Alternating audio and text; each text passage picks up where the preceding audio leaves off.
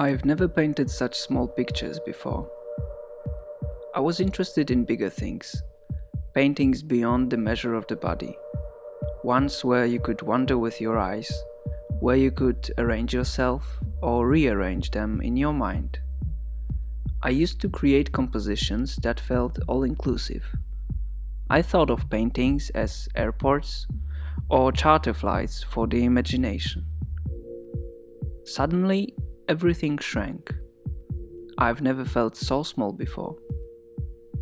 Global anxiety, growing rapidly day by day, found me in my studio and forced me to give up.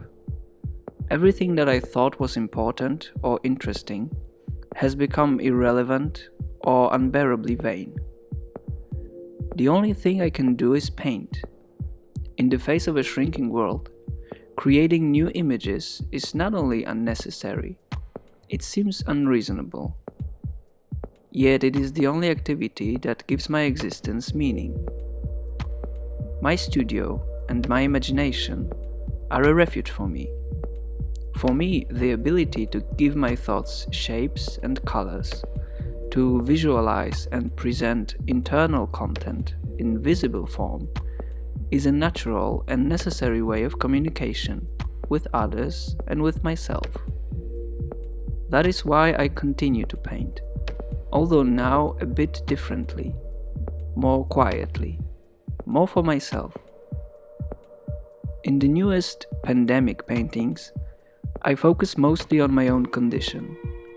I've always created them in solitude, but now it feels deeper than before. I observe my own interior, my emotions, thoughts, and intuitions, and translate them into images using everything that I can find inside my studio. I pick everyday objects and record their traces on canvas. For that, I use a method that resembles a traditional process of developing photographs in the darkroom. Then I rework those traces carefully, I reshape them with stencils and apply layers of color. I also mix them up with scraps of old ideas, photographs, and drawings. I arrange previously used motifs in new ways.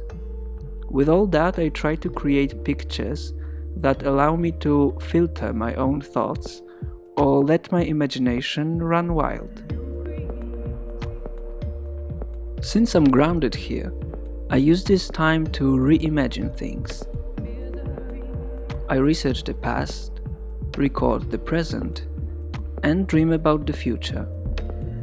On the canvas I mix up different orders: history and fantasy, evidence and imagination, grotesque and fear.